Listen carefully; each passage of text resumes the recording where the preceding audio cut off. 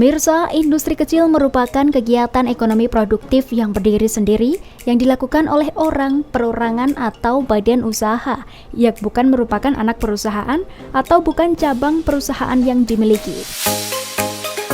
Maka dari itu, melalui kegiatan pembinaan dan pelatihan yang sekaligus sosialisasi Perpres nomor 191 tahun 2019 ini mendapatkan apresiasi baik dari yang diikuti oleh masyarakat maupun pelaku usaha yang hadir. Mereka terlihat tampak antusias menyimak sosialisasi yang disampaikan oleh Kepala Dinas Koperasi dan Usaha Mikro Tulungagung.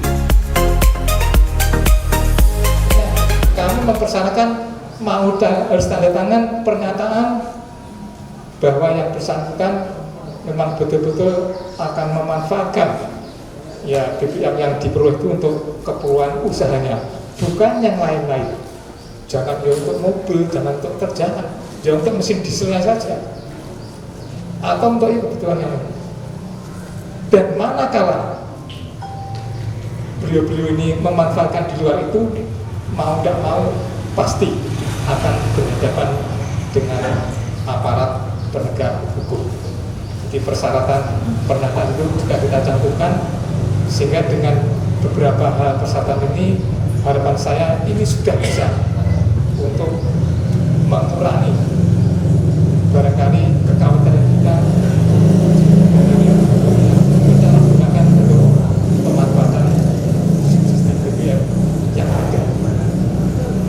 Dan dari informasi yang terakhir, insya Allah yang untuk lingkup usaha mikro ini sudah hampir 100, padahal barangkali diperkirakan bisa mencapai 200. Dan kalau tadi informasi dari Bapak sudah alokasi untuk BBM subsidi di Tulungagung itu mencapai 80%, padahal ini sudah pada batas triwulan ketiga, berarti sudah melampaui jatah yang ada, sehingga dimungkinkan untuk 3 bulan terakhir ke depan ini juga harus perlu ada pencermatan atau penghematan, sehingga tidak serta-merta Bapak dan Ibu sekalian yang mengajukan nanti untuk BBM subsidi ini serta-merta diluluskan juga tidak. Nah, ini akan kita koordinasi lagi dengan pihak-pihak yang akan melayani, khususnya SPBU yang terdekat yang sudah disiapkan, ya jelas batas mana agar batas alokasi atau jatahnya di Tulungagung ini tidak sampai kehabisan sebelum berakhir.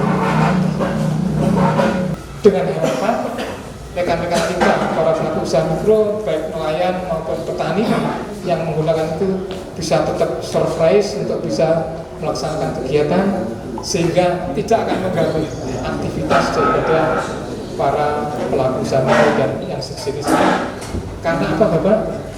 Yang notabene konon katanya pelaku usaha itu merupakan subbagian yang tidak kalah pentingnya dari faktor-faktor lain dalam mendukung perekonomian daerah maupun nasional.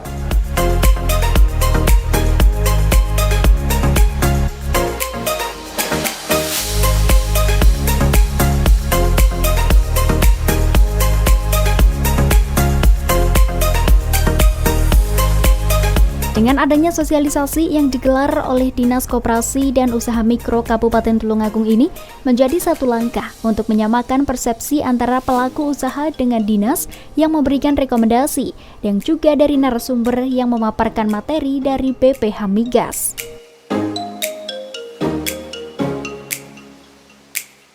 Dari dinas mengupayakan adanya sosialisasi ini bisa ada persepsi yang sama antara pelaku usaha, antara dinas yang memberikan rekomendasi dan juga dari narasumber kita dari Badan Pengatur Hilir Minyak dan Gas Bumi Jakarta untuk mensosialisasikan adanya pelaksanaan Perpres ini. Kalau pas harga minyak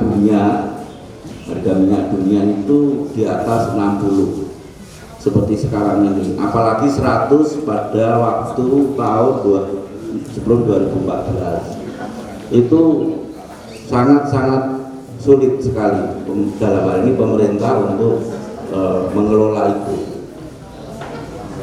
Kalau 50 sebetulnya pas ya, 50 itu hitungannya pas sekali sebetulnya, baik dari sisi masyarakat kita, masyarakat kelas Indonesia lah katanya seperti itu, kemudian dari pengusaha sendiri. Pengusaha itu kalau di bawah 50 rugi, sebetulnya 60 pun mereka juga, 50 pun juga kurang begitu menarik gitu untuk pengusaha, terutama di hulunya ya.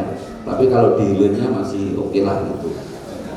Kalau di hulunya itu 50 itu agak berat untuk investasi eksplorasi baru untuk mencari cadangan-cadangan baru. Tetapi kalau kita di sini kan hanya ngomong hilirnya aja ya, gitu, hilirnya. Jadi paling tidak crude udah ada di muka bumi gitu kan. Minyak ini sudah ada di muka bumi, bagaimana diolah dan didistribusikan.